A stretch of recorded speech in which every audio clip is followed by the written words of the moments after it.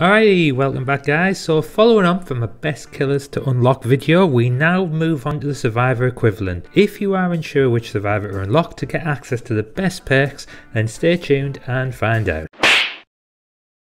Okay, so we have a number of survivor perks that are going to be useful for you. This is whilst you either learn your trade or just simply climb up the rank ladder. So which character should you begin to unlock first to gain access to these perks? Let's take a look at these now, and I'm going to put a little explanation of the perk and how to unlock them. This guide will also come in handy to ensure you keep your eyes on the Shrine of Secret for them to be released. So in no particular order, these are the characters you should unlock and the reasons why. Alright, so the first survivor we're going to look at is David King. He is a free character and available in the game without paying any extra for him. He comes with 3 teachables as always, but the perks that make him one of the survivors to try to level up first is called Dead Hard. Dead Hard is one of the best exhaustion perks in the game, allows you to press the ability button to dash forward whilst injured.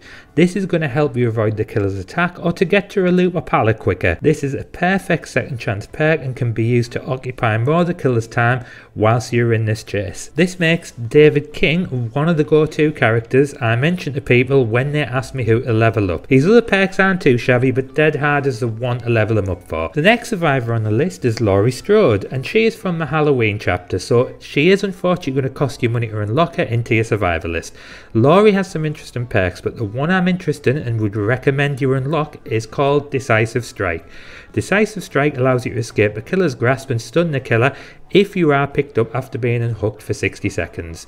This perk is often seen as the best anti-tunneling perk, however as a killer main I can tell you I have seen some excellent survivors utilise this during the endgame well and generally throughout the game, as technically they have 1 minute of immortality while it's active. If you are new to the game, I would recommend unlocking Laurie, because the more you play and experience killers, the more you find you will come across killers who will go out the way to take you out after you've been unhooked. Laurie also has the perk Object of Obsession, however I wouldn't recommend running this until you are at a decent level to loot the killer. If you aren't experienced and you do desperately want to run Object, then make sure you run Decisive Strike with it to ensure the killer doesn't try to take you straight out that game. Next survivor is called Bill, and he's another free character in the game. Although he's from a crossover from a different game, he's not going to cost you a penny to unlock. Bill has some of the best perks around, and these are Unbreakable and Borrowed Time. Unbreakable is going to allow you to pick yourself up from the floor if you are left down or slugged, as it's better known, by a killer for one time during the game. This perk can synergize perfectly with Decisive Strike, and it's seen as a meta combination used by some really sweaty and serious survivors. Borrowed Time is another one for me that's quite important to have, especially if you're starting from scratch and coming across those campy killers.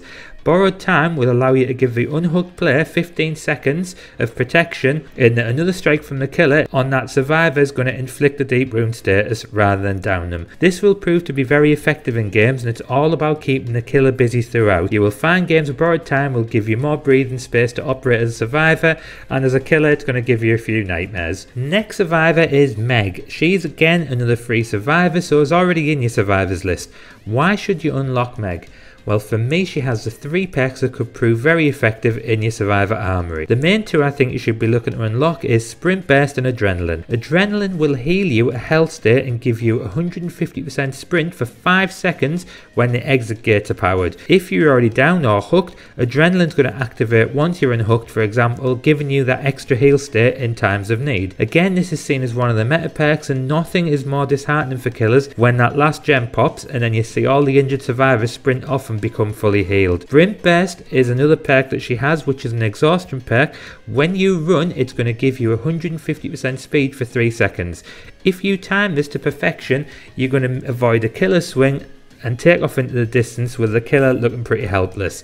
One thing I don't like about Sprint Burst is you do have to be careful, because any running will activate it, so make sure you are walking around the map when you have that on. The next survivor is Cheryl, and Cheryl's from the Silent Hill chapter, so unfortunately guys, you need to get your wallet out to unlock her onto your list. Cheryl has an interesting perk called Soul Guard that is being used more and more by your top survivors and synergizes well with a number of current perks. Soul Guard gives you the endurance effect for 8 seconds after you've been healed or if you've recovered from a dying state. If you are hit during this time, you're going to have the deep wound effect applied and have to dash off to mend rather than heal up. This can be extremely effective in a number of scenarios, especially if you add the perk alongside Unbreakable. Finally on the list we have Feng from the Sparks of Madness chapter. So again guys, wallet out or purse. Feng has a perk called Light, which is another exhaustion perk and used by a lot of top players. After you perform a rush vault, Light is going to give you a sprint of 150% for 3 seconds to get yourself further distance from the killer.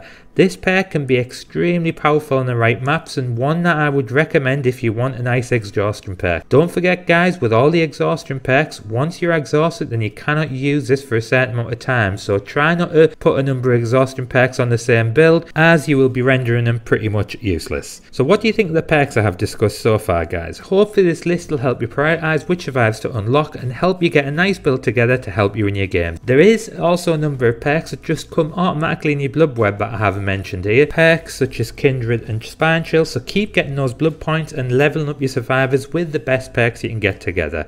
I have done a previous video on the best survivor build, so feel free to check that out. If you enjoyed the video guys, then please give it a quick thumbs up, and if you enjoy my content, feel free to press that subscribe button, click the notification bell to keep updated with my videos when new ones are released. Alright, thanks guys.